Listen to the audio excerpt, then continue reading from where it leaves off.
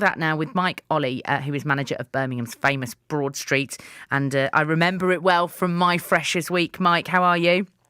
Well, taken back to 1982 there with the look of love. How fantastic that was, yeah. I thought you were going to say for Freshers Week then. I wasn't sure how old you were. Well, I went to uni quite late, actually. I didn't do it when I was 18, like most people. But yes, well, we've got it coming up. Freshers Week, actually, it lasts for about 4 or 5 weeks, to be honest. There's no one single week for that simple reason that we've got so many universities nowadays in Birmingham and the outlying areas. Yeah, I was thinking 5, but there's more, aren't there, actually, now? Well, yes. I mean, I used to have this very clever question, which said how many universities we've got. And of course, we had the Open University in Harborne at one time, but that was my. But no, I'm tripped up on my own cleverness nowadays. I can't tell you. But I also would tell you this: that they bus them in from Leicester, from sort of Cardiff, from massive areas away. Birmingham is not just an attraction for our own freshers; it's also for universities, with a 80-odd mile radius of here, so we do very well indeed. Yeah, we're the destination. Sorry, carry on. Well, no, that's on top of. We reckon we've got about 120,000 students in the Birmingham area. So yeah, it's big business for us. And of course, that means absolutely devastating last year, and it was anyway, but also to not have that student time, that start and then all through the year, really difficult for businesses, and they couldn't open anyway, of course, but they need this. This is a bit of a shot in the arm now, isn't it, this freshers period for them? Massively so, yes, because you're quite right to focus on the nightclubs, because I guess that's where all the big activities, that's where they go on till it's daybreak almost. But of course we've got the little attractions that pull the students in, and they're not all out to party and enjoy what a nightclub offers. Over at Broadway Plaza, we've got the cinema. We've got the cinema on Broad Street. We've got Mulligan's where they play pitch and crazy golf inside. They've got the rock up in Broadway Plaza as well, where you can do rock climbing up these walls. That's very demanding, that is. I can tell I've tried that.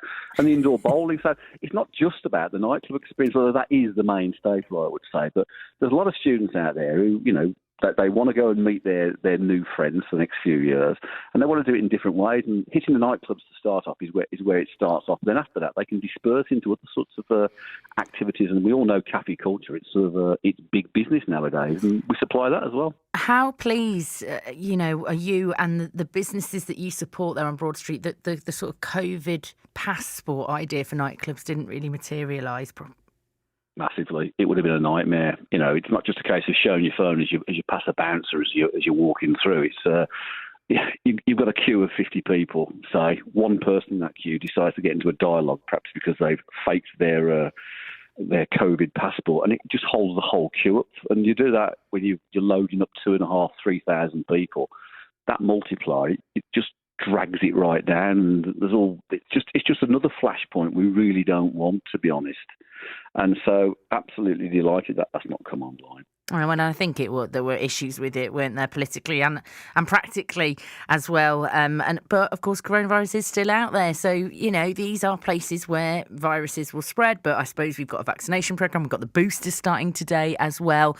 And really, economically, for these businesses, they have to. This is the crunch point, isn't it? And so these students represent a new start, really.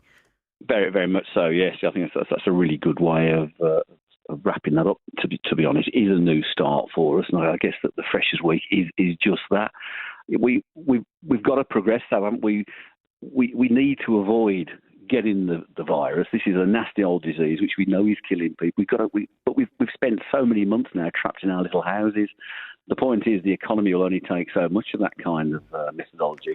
We've got to get out now. We've got to start earning. We've got to get the wheels of the economy turning around slowly. Because if we don't have an economy turning around, we're all going to starve to death, aren't we? Literally. So we have to address the economy. It's very important. Well, I hope it all goes well. I mean, I was gonna say, if you don't like loads of students, then you might want to avoid Broad Street. But we don't want to say that. Of course, there's loads of different bits and bobs on Broad Street, so it's not all going to be the huge nightclub freshers nights going on. But it will be nice, of course, to have that buzz, won't it, of all the new students there enjoying them.